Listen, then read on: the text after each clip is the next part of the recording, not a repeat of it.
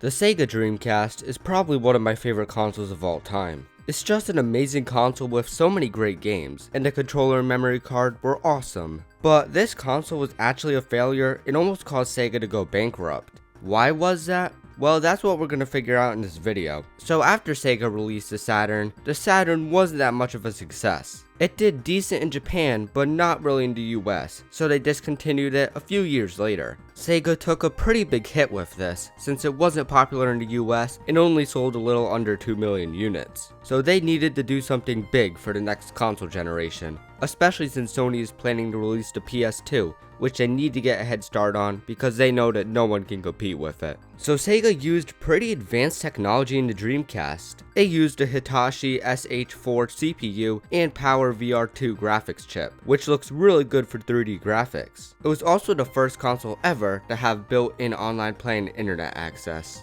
And of course, everyone knows about the VMU, which is one of the coolest looking memory cards. All that aside, this console looks like it's gonna fly off the shelves, especially since it's so ahead of its time. Fast forward to 1998, the Dreamcast was ready to be sent to Japan. There was actually a lot of interest for the Dreamcast. It got a pretty good amount of pre-orders. The only problem is that they fell short of the manufacturing process. There was a shortage of Power VR chips since they had a pretty high failure rate, and they just couldn't keep up with demand, especially since half the consoles had to go out to pre-orders. Not to mention there were only 4 games at launch. Correct me if I'm wrong, but I'm pretty sure that Sonic Adventure was supposed to be at launch, but they took a few months to polish it up. The fact that Sega couldn't pump up consoles the day that it released was really detrimental for the Dreamcast. So yeah, it had a pretty rocky release in Japan, but in North America, it was a tiny bit better. Thankfully, Sonic Adventure was ready for release in North America, so it was one of the launch games along with many others. Plus, it had a really cool release date, 9/9/99, and of course retailed for $199. It sold super well in the first 24 hours, selling 225,000 consoles in 24 hours, and they earned $98.4 million.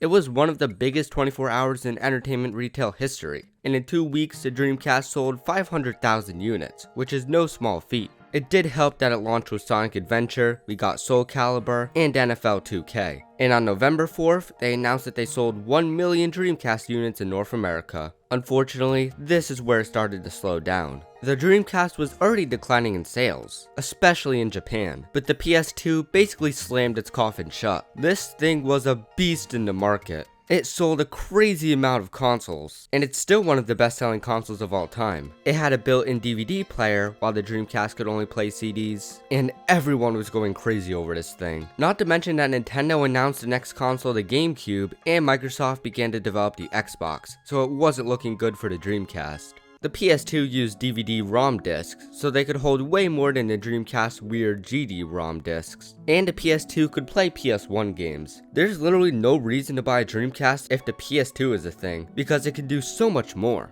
With all this said and done, by the end of 2000, it was announced that the Dreamcast needed to sell 5 million units to become a viable platform. Unfortunately, it didn't reach its goal. It sold around 3 million units, which is pretty bad. Sega even tried to cut the Dreamcast price, but they were losing so much money that it wasn't even worth it. And PlayStation released a remodeled version of the PlayStation called the PS1, which was one of the best-selling consoles in the US at the start of the 2000 holiday season. And again, this is literally just the PS1 but a remodeled version. How is the Dreamcast losing to this? People were pretty much just waiting for the PS2. Why buy a Dreamcast when they can hold on for a bit longer for the PS2? With all this financial trouble, Sega had to announce on January 31st, 2001 that the Dreamcast will be discontinued after March 31st.